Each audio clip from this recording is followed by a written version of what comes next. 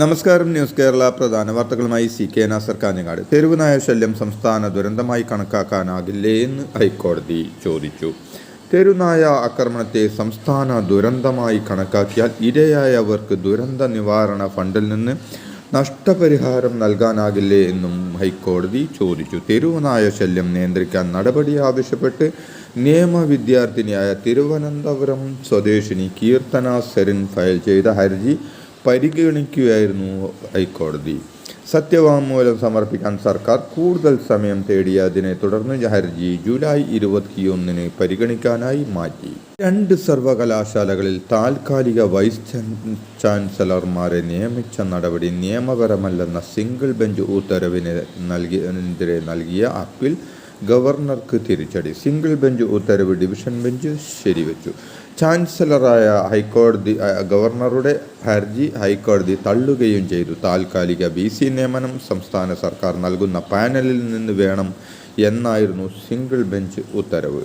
അഹമ്മദാബാദ് വിമാന ദുരന്തത്തിന്റെ പ്രാഥമിക അന്വേഷണ റിപ്പോർട്ടിലെ അവ്യക്തത തുടരുന്നു. അഹമ്മദാബാദിൽ തകർന്ന എയർ ഇന്ത്യ ബോയിങ് 787-8 വിമാനത്തിൽ തോട്ടിൽ കൺട്രോൾ മൊഡ്യൂൾ 2 തവണ മാറ്റിവെച്ചിരുന്നുവെന്ന് അന്വേഷണ റിപ്പോർട്ടിൽ പറയുന്നത്. കഴിഞ്ഞ 6 വർഷത്തിനിടെയാണ് 2 തവണ മാറ്റിവെച്ചതെന്നത് സംശയമുയർത്തുന്നുവെന്നാണ് റിപ്പോർട്ടുകൾ.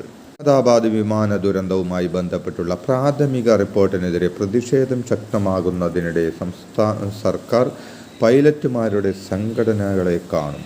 കോക്പിറ്റിലെ സംഭാഷണവുമായി ബന്ധപ്പെടുത്തി പൈലറ്റുമാരെ കേന്ദ്രീകരിച്ചുള്ള ചർച്ചകൾ ബാലിശമാണെന്നും ഇന്ധന സ്വിച്ച് ഓഫായതിന് പിന്നിൽ യന്ത്രത്തകരാർ സംഭവിച്ചോ എന്നത് പരിശോധിക്കണമെന്നും പൈലറ്റുമാരുടെ സംഘടന ആവശ്യപ്പെട്ടിരുന്നു.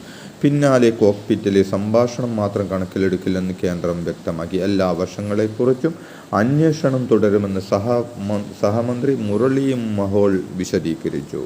അഹമ്മദാബാദിൽ തകർന്ന എയർ ഇന്ത്യ വിമാനത്തിന് സാങ്കേതിക തകരാറുകൾ കണ്ടെത്താനായില്ലെന്ന് air India CEO Campbell Wilson. Aircraft accident investigation bureau സമർപ്പിച്ച പ്രാഥമിക റിപ്പോർട്ടിലാണ് വിമാനത്തിന് സാങ്കേതിക പ്രശ്നങ്ങളില്ലെന്ന് കണ്ടെത്തിയിരിക്കുന്നത്. ഫ്ലൈറ്റ് യാത്രയ്ക്ക് മുമ്പ് നിർബന്ധമായ ബ്രത്തലൈസർ പരിശോധനയിലും പൈലറ്റുമാർ വിജയിച്ചിരുന്നുവെന്നും അവരുടെ ആരോഗ്യനിലയിൽ പ്രശ്നങ്ങളൊന്നും ഉണ്ടായിരുന്നില്ലെന്നും അദ്ദേഹം കൂട്ടിച്ചേർത്തു.